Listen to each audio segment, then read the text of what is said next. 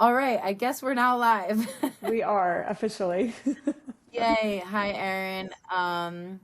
So really quick for the viewers to know, this is our second take recording this.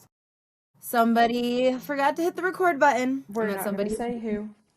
We are okay, going to never mind. say. I threw myself under the bus. But you know what? It's a new day. We are Yeah, solutions oriented people. exactly. Positive mindset moving forward. So we're just gonna do this again. But thank you so much for being here, Erin. Yeah, Maybe definitely. we can start off with giving a little introduction of who we are, what we do, and then our background and why we're here today. So you want to go first? Awesome. Yeah, absolutely. My name's Erin Henson. I am a realtor in Denver and surrounding neighborhoods with Usaj Realty. Super cool, smaller real estate office just south of the football stadium. Whenever people ask me, I'm like, it's a football stadium. Mm-hmm.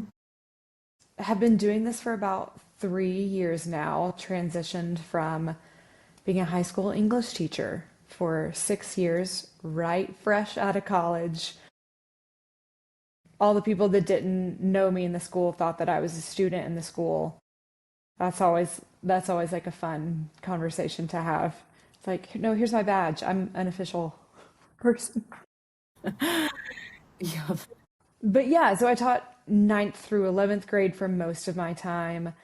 Did a lot of from the Great Gatsby to Romeo and Juliet to test prep and argumentative essays and teaching kids how to research and just mature their writing style as well as mature who they were as an individual. Yes. All of those things together. Yeah. I love it. And Yeah. now, yeah, you are a realtor, so that's awesome. You made the transition from teacher to realtor, and Yeah. yeah, so we do have that in common. So my name is Jessica Lindsay. I am a mortgage loan originator. I work with North Capital Funding, which is actually a family business. My mother Bernadette is the owner of the company. My brother is a loan officer. I'm a loan officer. And similar to Erin, my background is in teaching. I taught for about 8 years, started my teaching career with Teach for America, who placed me out here in Denver, which is where I live right now. Was here for about 5 years, started with fifth grade. I always was a bilingual teacher, so started with fifth grade ELA ES, so I taught in English and Spanish. Then I moved up to middle school, sixth, seventh, and eighth grade. And then I decided to move to Colombia, to a city called Bucaramanga, where I taught in an international private school there. I taught in English, but I was teaching humanities. And then, yeah, I made the jump to mortgages to become a mortgage loan originator a few years ago now. And that is what we are here to talk about, are basically what are the top lessons that we took with us from the teaching field, from education Mm-hmm. to our roles now in the real estate mortgage business. So Yeah. excited to talk with you again about this. Yeah. I changed some stuff up too. So yesterday was actually it was really good practice. And then It we can was. just refine it and we're experts now. We're experts now. We basically, this is episode one of our official podcast that we are now launching. We So, are professional podcasters. Yes. yes, yes. Awesome. Okay, so let's start with, yeah, we're just gonna, I think, go one by one and Perfect. shooting off some of the top lessons that we learned. Hmm. Would you like to go first, Aaron? Sure, I'll do that. Yeah, so I feel like yesterday you did have like full statements and lessons to be learned, whereas I was very English teachery. Like, here's my thematic word, Mm-hmm. and this is how Which it I like. applies. Yeah, Uh-huh. yeah, that's fine. So the first similarity I have is flexibility. Is that just thinking back to my teaching days, the ways in which you had to be flexible on a number of different fronts, right? From the types of students that you're teaching and how you're accommodating their learning styles, if they have individual learning plans that you have to follow, I'm teaching the same lesson, but I'm teaching it at 8 a.m. to one set of 25 to 30 students. And then I'm teaching it at 2 p.m. to another set. And Completely. it's so different. I think we mentioned yesterday too, like if a fire alarm goes off in the middle of your lesson, You're how are you done. going to be flexible and how are you going to, like you said, like and not a lot of learning is going to be happening after that. So how are you going to shake it off? How are you going to recover? Flexibility on so many fronts in education. In the real estate world, well, in both, like life is happening. So in real estate, you're having to be flexible because this is a major part of people's lives, and it is so different every single day between the person that you're serving and how you're accommodating for their situation, their family. Maybe their kids are in school, maybe they got a really great gift from their parents, and so they can use that towards the down payment, or Hmm. figuring out different ways that things fit together. Not to mention the just Goliath that is the real estate market and how there's no way for us to predict it at all. And so we are being as proactive as we can, but also just reacting in the smartest ways that we can. So being flexible that, like, my plan for listing this property, okay, we know we're going to list in the summer. Great. Summer rolls around. Oh, we're in a completely different market right now. Maybe something happened in the economy that we have no control over. We have to be flexible. We have to think on our feet, change things up, and just react to life. Absolutely. And I'm hearing a lot of like this adaptability to change, right? And Yeah. it's both, we were also talking about this yesterday in education, just as well as in the real estate world. There is change every day, right? Mm-hmm. Like you're kind of going about your way, doing things one way, and then something's thrown at you, maybe from like in education, it's like the administration or the district is now implementing this new change and you need to Oh my adapt to gosh, that, yes. right? Or like, a war is started now and rates are like all these crazy things are always happening. And Yeah. so it's Yeah. it's like an adaptability, the flexibility, like you said, and kind of keeping a level head too. Like we are like the flight attendants on the plane where there's a lot of turbulence and the people are looking at us like, should I be freaking out? And it's like, no, we're gonna keep moving on like business as usual, keeping it calm, being a resource for you, and just getting through, to the next step. So absolutely, I really like that one that you shared. Yeah. So, my first lesson, I would say, definitely when it comes to being, especially a middle school teacher, was the ability to meet people where they are and not where I want them to be. So, So good. Yes. right? I mean, Yeah. that's huge, especially for middle school. And like, where in my background as a middle school teacher was usually in a class that consisted of course, different reading levels, different language levels. I mean, I would teach in classrooms where there were kids that were newcomers to the country that really did not speak any English, and then some that were completely bilingual, some that only spoke English. So I, had to be able to kind of like what you were saying, be flexible and accommodate to each of these different needs. And not necessarily what my lesson plan was for the day, just Yeah. kind of having to show up and help, these students or these people kind of achieve their version of a small win that day. And that could look different, right, across the board. Yeah. And that's definitely transferable to what I do now as a mortgage lender. I mean, I have clients that are, across the board. It's all different experience and comfort levels with this whole process. I mean, I have some people who, maybe they come from like a family where their parents were in the mortgage or real estate business, or they've seen or gone through like a family member or parent or somebody buying a home and they're kind of more comfortable with this stuff. Or then I have people who are like, I have nobody in my family that has ever done this before. I have no idea what these things mean. What are you Yeah. talking about when you say DTI, PMI, FHA? Like, Mm-hmm. so just kind of meeting people where they're at with open arms and no judgment at all. and just guiding them from there, and not necessarily having my, my expectation, my lesson plan. Of course, I have things that I know I need to cover and get through, but yeah, you got to meet people where they are and not stress them out and, make them feel bad for not knowing certain Right. things. Right. Hmm. Or like, I mean, could you imagine if the mortgage process and the real estate process, if that was just like a one size thing and like there was no room for creativity or no room for like adjustment based on the needs of the people?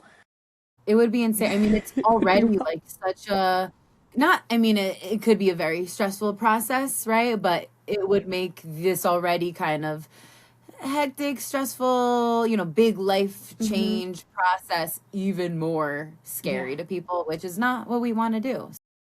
I mean, Yeah, not to jump ahead, but like talking about creativity, like that's one of my things, sneak let's peek. go to your lesson. Yep, lesson number two, creativity. I love Uh, it. I mean, we have to get creative with where we're looking for houses. That's like the baseline. What are we looking for? What are your needs for a house, and then what are your wants? Like, do you really need 4 bedrooms, or do you need 3 bedrooms, but then you work from home? So you need just like an extra office space. There's all different ways to get creative with also like writing the offer. So many Yes, people think the best offer is going to be the highest price offer, but that's not being creative with what the sellers are looking for. Like I had a absolutely. situation where the sellers really wanted to sell, but their kids are still in school. So yeah, high price point, that's great. But what they really need is to live in the house, maybe a post occupancy agreement where they're renting back after closing so kids can finish school and then they'll have the summer to move.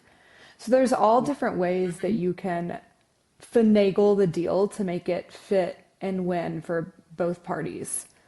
And so, I mean, getting creative with like problem solving and strategy, like it goes back meeting people where they're at. What do you need? Like listening to the person. What do you need, and Absolutely. how can we get this done in a way that's typically unconventional, or maybe not like unconventional. It's just there's not a one size fits all model. Absolutely not. And yeah, like you're saying, a lot of that creativity comes in the offer writing process. And I think it's like the more, I don't, tell me if you agree or not, like the more experience you have and the more cases you see, the more ideas you get of, I'm sure Hmm. probably newer realtors don't have as many of these tricks in their bag, right? As you do once you start kind of running into more of these different situations and seeing, oh Hmm. wait, actually the purchase price was not as important in this scenario as it was, the flexibility with the Yeah, timing, right? yeah, So that's super important, I would say, in mortgages as well, that I'm sure. ability to kind of pivot and like, okay, this is what I thought was going to happen. This is the reality. Let's get creative. How can we work around this? Can I use other resources? Can I go other, different avenues? So that is a huge one for, I would say, both of our fields right now. And Yeah. definitely, I think we learned a lot of that on the job of teaching. We're Oh my thinking gosh, outside the yes. box. Yeah, It is I love when you're on your feet in front of the classroom that you're like, oh, how do I change this up? Because this isn't working right now. Yeah, and like sometimes it's in the moment. Sometimes like, Yeah. well, and you got to act like it was planned and it's not planned. You're just It's kind of not. thinking on your feet. Yeah. Uh yeah. And I would that's even another lesson that I just thought of is like the ability to kind of think on your feet, and it's back to the adaptability. I mean, that's kind of the Mm-hmm. culmination of the flexibility, adaptability, creativity, and like Mm-hmm. kind of doing it quickly, right? Like we don't have a lot of time sometimes, like with as far as things like the offer goes, like sometimes you have a few Oh, hours uh-huh. to get that Absolutely. in, Yeah. right? Like you don't have time to let it simmer and think of all the options. Like sometimes you got to think with the tools you have and make the decision as quickly as possible. And also like at the most inconvenient times Oh, too. that's a good Like one to add. I just sat down and I'm ordering at a restaurant. Let me get on my phone and change this for you. Same for you, I'm sure. Oh my God. That happened. Yes. That was happening to me yesterday. I was getting ready to go to my band practice. I was like cooking dinner and like I had minutes till I had to go pick up my drummer so we can go. And then my client texts me with this whole question. I'm like, pause everything and just Yep. dealing with it in the Dinner moment. might burn. Hold on. Yep, yep. Sorry, we're gonna be half an hour late to practice. I got to deal with Yeah. this right now. Yes. I think that's even another lesson that I'm realizing is like, I don't know if it's even something that you can teach somebody, but I know it's inherently learned and taken from teaching, but like just that care that you have for your students, your Mm. clients, that like you the ability and the willingness to drop everything and help these people, right? Like how many times does that happen to you or in school, I'm finally, thank God I have this half hour to myself. I'm going to eat my food finally. I haven't eaten in hours. I Oh my haven't got gosh. to the bathroom. Finally going to do this and then like a student comes in crying and Uh-huh. look, talk to me like what's up and we got to figure this out. Like same kind of thing that we do. Like you said, you'll be out to dinner, you'll be at a party with family, you'll be anywhere. And when these messages come in, when these calls come in and these needs are happening in front of Yeah. you, we got to deal with it. And Yeah. I know our teaching background has prepared us for that kind of stuff. It it so has, and it's so thinking about the like weird places I have put together offers because, that Mm. house is hot, it's moving. I need to call the agent. I need to make sure that the offer looks good. It has been in bizarre places. A baseball game on top of a mountain, just I just love it. Yeah. wherever. Yeah, yeah. Yep. Yep. I love it. That's great. I guess Your I'll turn? go to my Yeah. second official one, Second even though I one. feel like we're shooting more out, and that's great. I Yeah. love that we keep coming up with more. I would say, yeah, my second lesson is just the way that I value relationships and the importance of prioritizing Mm-hmm. building these trusting relationships, both, with students back in my teaching career and with clients now. Again, like I think it's a given, right? With school, especially middle school, the needs are all over the place. Sometimes you see, yeah, like kids come in, they haven't slept, they haven't eaten, Mm-hmm. they got into a fight with their brother on the way, there's so many things and you just have to prioritize letting these students know that you care, that you're here for them, that you're not judging them, that you believe in them. That is huge. I Mm. would just see like the way kids would light up and their eyes open when I'm the one that's seeing something in them that maybe they didn't see. So Yeah. that was huge, and just letting them know that I'm not just a teacher who's here to talk at you and make you do tests. Like I am a person that genuinely sees you. I want to hear you. I want to understand you and I care about you. Um, and I think that definitely transfers to my role now as a mortgage lender working with clients. The thing is with lenders, we all say we have the best rates, right? Like you can talk to 50 different lenders, they're all going to tell you that they got Mm-hmm. the best rates, that they could do this and that. But for me, what's surprising so much to me is that not all lenders make the relationship building piece as important as I do. Yeah. I mean, I've seen that with a few situations lately. I mean, I have a friend who, she was working with the lender. It was actually a loan that I wasn't able to do, and I'm the first one to say, like, listen, that's a better deal. Go with that guy. If Mm-hmm. that's what he told you he could do, that's great. Mm-hmm. Um, and then she came back to me and was like, this man has not had a single conversation with me. I cannot reach him. He's not answering my phone calls. And then finally, Bizarre. when she got on the phone with him, he was like shaming her and making her feel bad. And I'm just like, in what world, like, would I ever see myself doing anything like that? I think Yeah. it's so important to be like, make that the number one priority in the beginning is like building the rapport with these people, letting them know that you have their best interests in mind, and Mm-hmm. not just talking the talk, but walking the walk, like seeing, Yeah. can I get you a free appraisal? Can, we whatever it is that we could do, I'm going to try to do that for my clients. And my goal is like that these aren't just my clients. This isn't just a transaction, but my goal is to build a lifelong relationship with my clients. Yeah.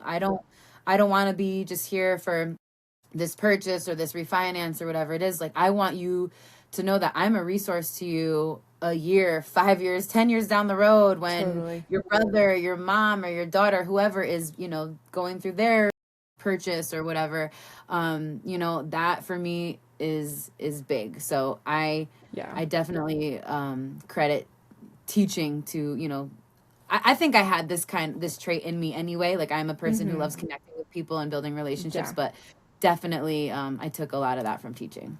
Yeah. Could you imagine, like, well, first, I think that like the innateness of teachers, like we just have that innate like passion for people. And it Mm. takes like truly loving kids and loving clients Yeah. and sometimes not liking them because you're like, no, little 14-year-old, like, I don't like you right now. I love you and I want the best for you, but I don't like you right now. Literally. I But think I've said that exact phrase to students uh, before. yes, yes. Yeah.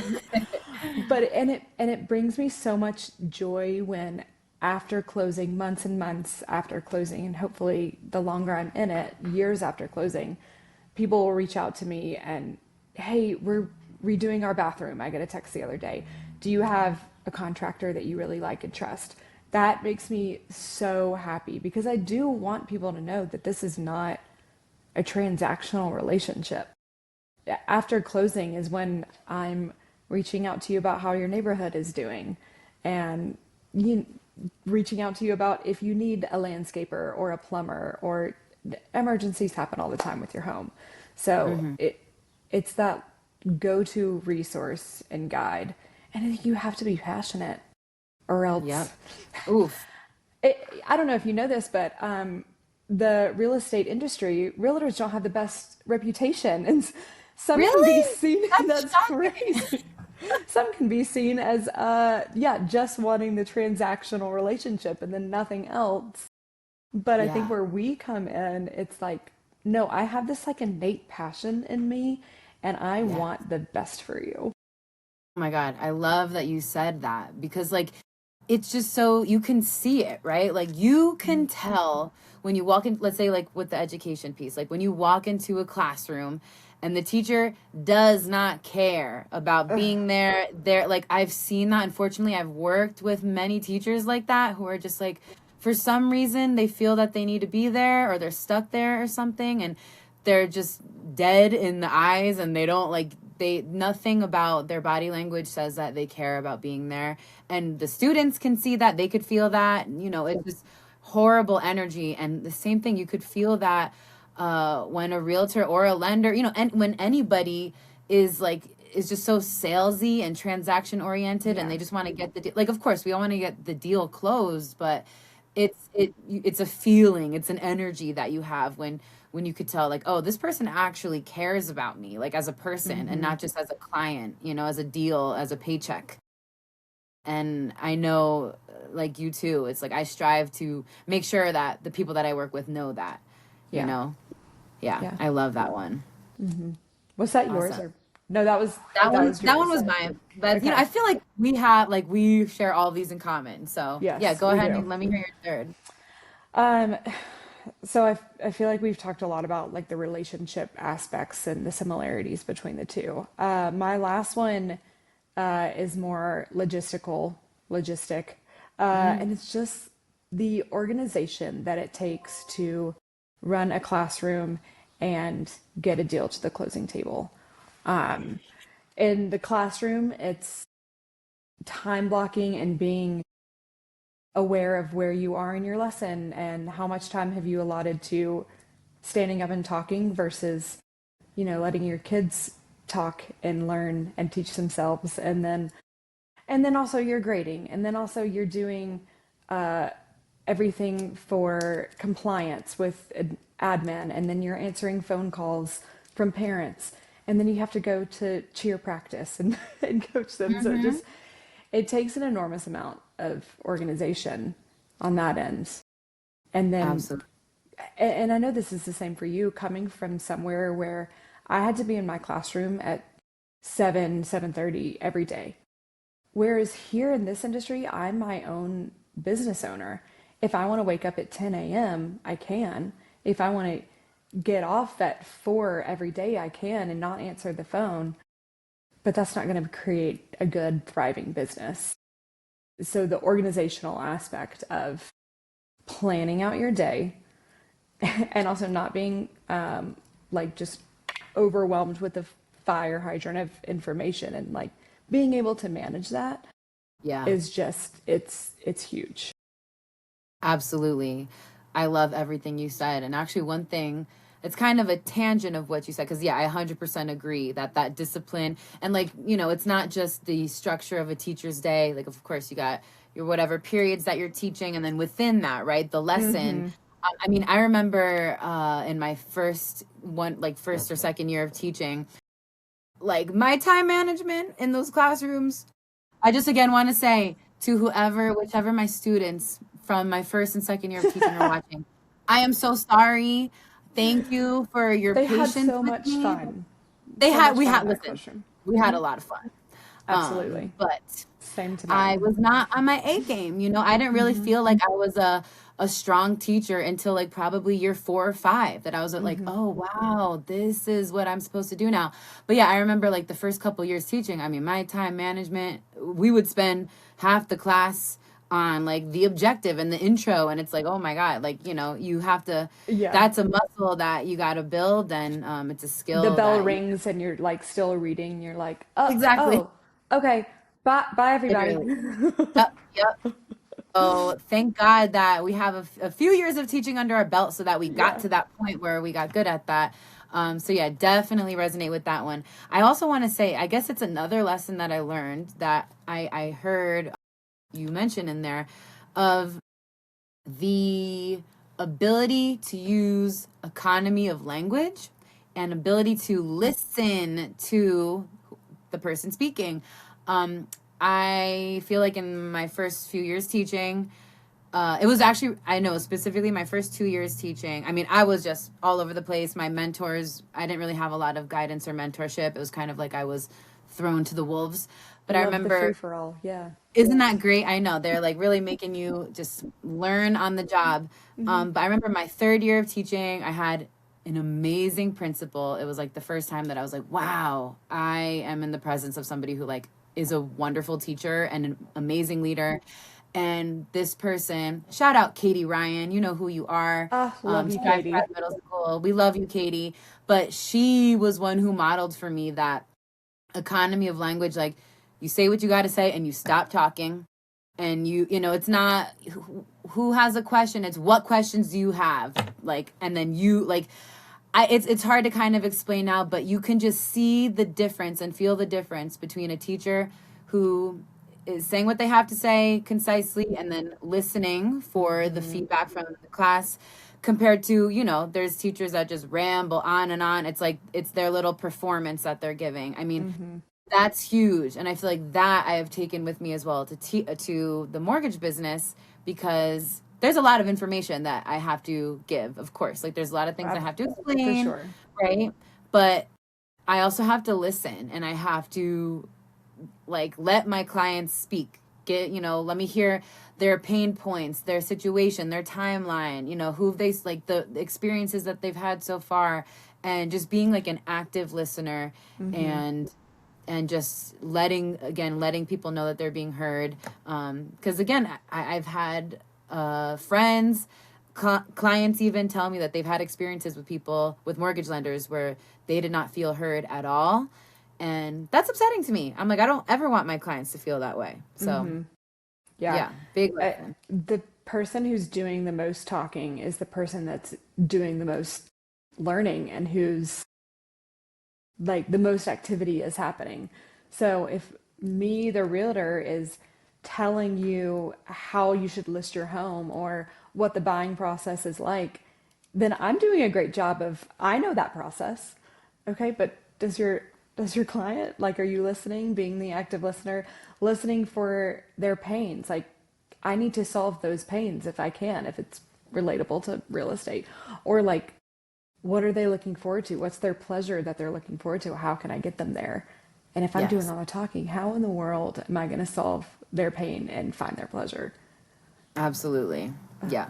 That's good. Huge skill that not enough people have. And even outside the real estate and mortgage business, And people can be maybe I better need with. we all need to be better active listeners Yes. inside our Yes. business and outside of our business. 100%. I love that. That's great. I can now, I mean, that was kind of a lesson already, but I do have a third lesson that, Yes, come technique on. that I came up with. Hmm. Um, so it would be the ability to make complex things, complex ideas or tasks or whatever it is, feel doable. Yeah. Um, of course, that applies in the education world, again, especially with middle schoolers with varying needs, high needs. And unfortunately, some of these kids, like, I've had students who are like, I've been told that I'm not smart or that I'm just not good enough, and they feel like failures over and over. They feel left behind, and that kind of stuff would break my heart. And so I feel like my job, both as a teacher and as a lender, is like I'm kind of almost like the hype man. I'm the person who's like, you can do it. Like, I know you can, and showing them, look at where you started and look at where you are now. To you, that's a little jump. To me, that's progress being That's made. huge. And Yes. just like holding up a mirror and being like, this is what you're capable of. Look at what you've Hmm. done. Like, so sometimes I mean, definitely in my job as a teacher, especially with language learners, I had to be the one who would just let these students know that I believe in you, I see this ability in you, and I know you can do it. And I would just see kids kind of wake up once they felt like, wow, somebody believes in me. Hmm. I know I mentioned this story yesterday, but I'll say it again. Just me when I was teaching English language development, ELD. I remember we were doing an activity where we're in the class, and is again mostly students who spoke Spanish, who did not really speak a lot of English, who were learning English, Hmm. and we're I don't remember what the exact activity was, but especially with my girl students, they're always kind of embarrassed and shy because they don't want Oh, to make sure. mistakes, right? Like, they Yeah. don't want to look dumb, they don't want people to laugh at them, and but when you don't try and practice, you're not going to get any better. And Hmm. I remember just getting up there. So again, for the audience who doesn't know, I actually am Latina. I am bilingual. I've grown up speaking Spanish, but I didn't always speak Spanish. Like, I actually remember when I was about 10 years old, I understood Spanish, but when I was about 10 years old, I made the decision that I want to learn how to speak Spanish Hmm. because for me, the big motivator was that I would always see my grandma and my mom and my aunts and uncles like laughing, and they're talking in Spanish and laughing, and I'd be You like, want to "Why are be. you laughing?" And my Yeah. mom literally yelled at me. She's like, "If you want to know why we're laughing, you better learn Spanish." And I was like, "Oh, damn. Okay." I guess I So should. yeah, and so I like pushed through, and I like would speak whatever I could say, I would try to say, and just pushing through the embarrassment or the doubt. And I remember in that classroom, like getting up in front of those students and being like, okay, like you got, and I was saying all this in Spanish, but I'm like, you guys hear what I'm saying right now? Like, you know that this is not my first language, and I was also in your shoes too, in the opposite way. But like, you have to push through. And I'm like, you guys definitely hear me making mistakes. My Spanish is not perfect, but you understand what I'm saying, right? And they'd be Yeah. like, yeah. And I'm like, Yeah. that's what matters. Like, no one's saying you got to speak perfectly, but you got to practice and push yourself a little bit out of your comfort zone, and you will get there. So just kind of being the motivator, the hype man, that you can do it, Yes. si se puede person, because sometimes that's like half the battle, is just getting the courage and the confidence to be able to take risks and make mistakes and try things. Taking that to my role as a mortgage lender, I feel like it's just again showing my clients like these little wins of like, okay, it was a little stressful, like even getting you guys pre-approved, but like, look at this, look at what we did today. We got into underwriting, right? Like sending them little updates and just being the person who takes them by the hand and walks them each Hmm. step of the way, lets them know, listen, I got you. We're gonna get through this, and just trust me. And like, this is a lot, but we can't look at this as this whole process. We got to take it day by day Yeah. and do what we can. And so that was a lot, but The that's my last lesson. there's a tidal wave of processes and information that buyers and sellers get when they're going through the process. And it would be the most overwhelming thing to not take them step by step and just throw everything at them at once. If I were to, at my buyer consultation, go over every single thing about what it takes to close on a home, that is such a enormous picture, and it can seem so overwhelming, like you were saying, like taking this big grand thing and breaking it down where it's, what's the saying where it's possible to eat an elephant, it's one bite at a time. Let's take this a bite at a time. Let's talk to you about how to get pre-approved. Let me set you up with a great lender. And then we'll go over, how we search for homes, and how I help you see every home that's out there. And then we're going to go over the contract together. We're going to go through it step by step. And then we'll go through the under contract process. But taking this whole big thing and breaking it down into units of, Yeah. you're not reading all of Romeo and Juliet at once. You're going to read Yeah. Act One. We're going to talk about it. We're going to understand it. Then we're going to read Act Two. Yeah, yeah. Yeah, exactly. So, no, that's huge. And I think like in life, like you got to take things day by day, step by step. Yeah, That's a life so lesson, honestly. it's a Yeah, life it's not lesson. It just a honestly is. real It estate honestly mortgage is. lender. Yeah. Yeah. I love it. Well, I feel so inspired after I feel like we shot out 10 different lessons here. And they were different than yesterday too. Like I'm getting Yeah, different nuggets than we did me yesterday. too. And I So, feel just as inspired as we yeah, did yesterday. yeah. So, yeah, this was great. Now, let's transition to our rapid fire segment. Yes, let's do it. So, I know that we discussed them yesterday. I'm going to try to throw some new ones in today. Okay, yeah, keep me on my toes. Yes, exactly. So we are going to try to answer in let's say 1 to 3 words, but we're going to go off on tangents, so who really cares? Yeah, But let's say like a word to describe blank, okay? perfect. So let's go with number 1. Okay, give me a word to describe your Monday morning energy. Uh, Monday morning energy is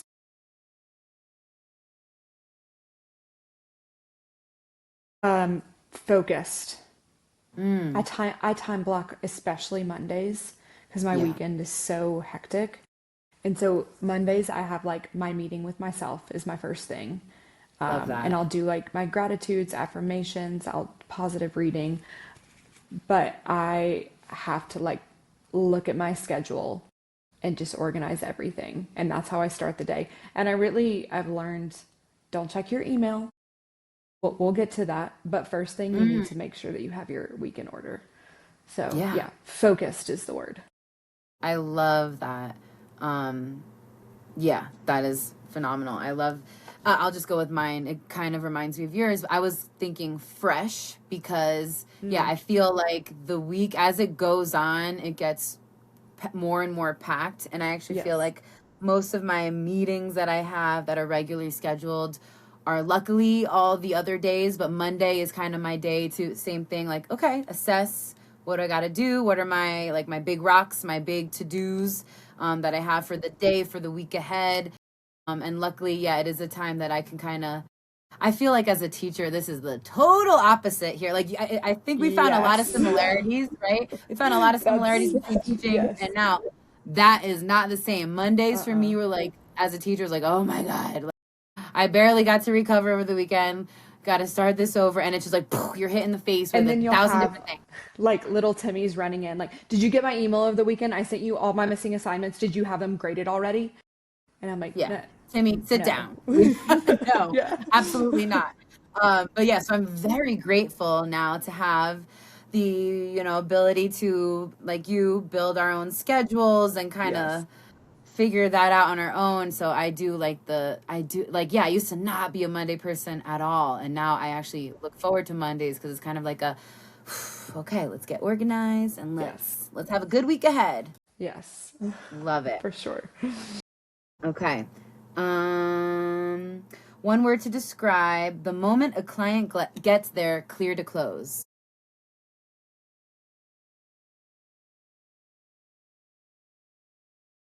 The I was gonna say, elation, oh, relief. Yeah. yes, yes. It's all leading up to like this final moment. And so Mm-hmm. it's just there's relief there, there's like a release of stress, but there's so much excitement. Yeah, this is Yes. such an emotional thing. And that's the time where you're like, ah, deep breath. Yeah, Yeah, yeah. absolutely. I was definitely going to say relief because especially like that's on our end, right? Like the clear to close comes from the mortgage side. So that's, a reflection of who we are and how we work and if we did our job, or not. And yeah, for us, that's always like, oh, thank God. Now everything that we needed to do has been done and Yeah, let's just get to closing. So yeah. it's like relief and a little celebratory, but you don't, we got to wait till the closing table to really celebrate. But Uh-huh. yeah, it's such a good feeling. Such a Yes, good it feeling. is. Uh-huh. Okay, let's do one word to describe a borrower who applies with the 580 credit score in a dream. This was a mouthful here. Are you Mm-hmm. speaking from an experience with this one? What was your emotion with? Yeah, definitely. Yeah. Oh gosh. Okay, well, you Hmm. go, since this is your kind of end of things, what's the first thing that came to mind? I would just say patience, because Amazing. although not ideal, of course, I would love every client that I work with to be like, hey, I make over $100,000 a year. My credit score is 800. I have Yeah. ton of money saved for the down Hmm. payment, and like I'm just the best, easiest situation ever. Of course, that's not how it is. I oftentimes have people that come to me yeah, with their credit not exactly looking like, where they want it to be, where it should be. So with all of these people, I give them, just as much attention as I would to a person with a 780 FICO. It's always patience, and that's where the one step at a time comes in. That's Yeah. where my role as the you can do this comes Yep. in because Yep. I have seen it happen. I have seen borrowers start with a low credit score. They're not necessarily in a strong position, but give them 6 months, give them a year, sometimes even like more than that. And they can and will get there if they want to. So, it's just patience and believing in that person and showing them that they can. And these are the steps. So, again, that was not one word, but that's how I feel. I think my word would be process in that Mm, situation. Is that you have to be patient because this is not going to be as instantaneous as someone that has, the 800 and has 20+% down to put down. You're going to have to do, some months of credit repair. Great. Let me tell you the exact steps of how you're going to do it and what you're going to do. And it's going to be a process. And there's going to be some goals along the way. But we have those goals. We have the process set up for you. mm-hmm. Absolutely. I love it. I'm excited to hear what you say about this next one. Okay. One word, or 1 to 3, or however many you want, to Uh-huh. describe your brand. Kind of a fun one. Um, so I would say cultivating community. Yes. I love the idea. What really like drew me to real estate from education, besides the aspect of you're kind of teaching and advocating for someone just in different stages of their life, Mm, is especially here in Denver, not a lot of people are actually here in Denver and they grew up in Denver and this is their home. They usually yep. move from somewhere else. So me Yep. moving from Alabama to this big city, not knowing anyone, is a scary thing. So you have Absolutely. to find that community or else you're going to be miserable. And I think real estate is a great opportunity to cultivate community. And like when my husband and I bought this house, we became friends with our across the street neighbor. And, we're going to go to happy hour with them this afternoon. And Aw. whenever we go out of town, they always keep our dog. And we wouldn't have that if we didn't have this home. And so, different instances of like just meeting people and knowing people and doing life is really, really important. And I think in Denver specifically is just extra important. So yeah, cultivating community, finding that place, finding your roots. That's what I want to do. That's my brand for my people. I love that. Yeah, that is great. And I definitely feel that from you as a realtor in, Thank you. this city with so many different kinds of realtors. Mm-hmm. you definitely are one to like, yeah, make people feel comfortable and show them that this community is within reach, and that's so important. And it's not like, I think it's not something that a person would maybe think of, like, what, it wouldn't be one of the first things that you'd think of with buying a home, right? But Yeah. that's huge. That's huge. Yeah. Yeah, I love that. What about you? I would say for mine, my brand, I would think of it to be as approachable and relatable. And I say I see that that for because, sure. yeah, just like looking at, the mortgage lender world, the realtor world, I see a lot of, and like this is a social media thing too, I'm sure. Like, we all have what you see on social media isn't exactly how things are in real life, but I just see like a lot of people out there, it's like the mortgage lender persona like is their personality, which is awesome. I think like, yeah, if you're in this business, this should not be a side job, right? Like this shouldn't be Yeah. something you do for extra pay. Like this should be your profession, your Mm-hmm. occupation. This should be like what you are giving 100% to. But sometimes I feel like I don't relate to that because I myself am such a multifaceted person, which I guess is another word to Yeah. describe my brand. Like Yeah. I'm a person who is in a band. I'm in a I book was gonna say club. you're in a band, Jessica. It's like the coolest thing ever.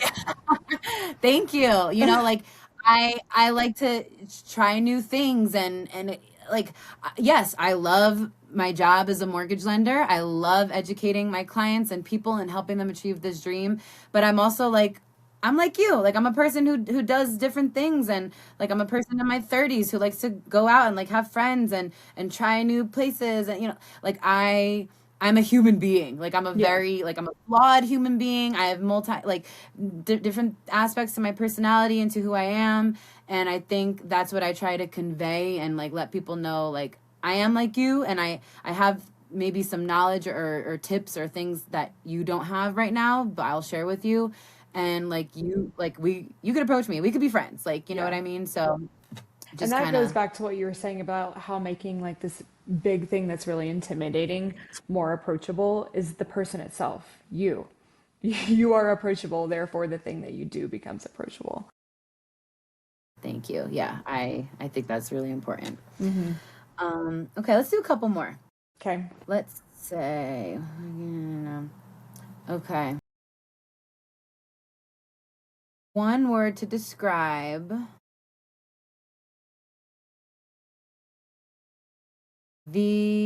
how about one word to describe Colorado real estate right now? Mm, Interesting. yeah, yeah.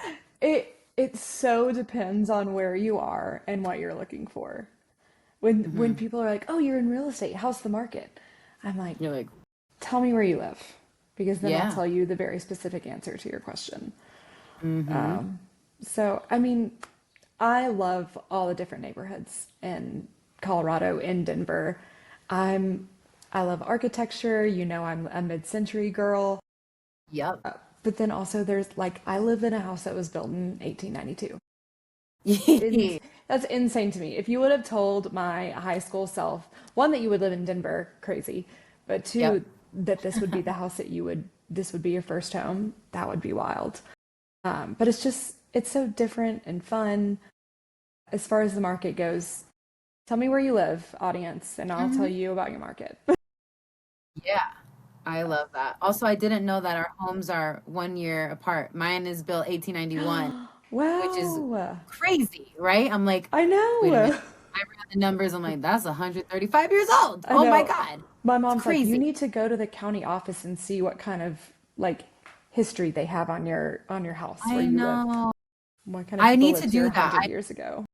I want to see like old pictures. I don't know if that even Hmm. exists, but I would love to see that. Yeah, Okay, it's that's so our much. research project for Yeah, the that next. would be so cool. That's our next Yes. episode. What it's Yeah. like to live in a 130 something year old house. Yeah. Exactly. Yeah, I love it. Yeah, man, I would say, yeah, like the Colorado market right now, or even just the market in general, is just like depends, right? Like, again, tell me. not just where also, but when. I mean, I know from my own experience, like with this home that I'm in right now that I purchased, there was this, I'm going to call it magical little period that it was winter right before the spring market hit. Yeah. And it was like not a lot of people were looking. And I don't know how. I know I got angels by my side, but man, like it, so it's unpredictable. People, I know that there's market reports and of course there's so much research that people do every day, but it depends on a lot of different factors. Like you said, it's Yeah. not an easy like one size fits all answer, right? People say, how's the market? How are the rates at? It's like there's a lot that you gotta kind of explain. It, when It's all over when the it's dependent in a certain neighborhood of Denver, Colorado, whether a street on the other side of the world is open or closed, that is the definition of out of our control. Yes. Yeah, the Yeah. market is Oh my depends God. and it's interesting. Yeah, right? The perfect. Those two Yes, words. yes. I love it. Okay, we'll wrap it up with this one. Okay. Give me a word to describe your why. Hmm. Oh my gosh. I mean, the first word that comes to mind is just people. Going back to like the community aspect, we can have the same one. That's yeah, yeah.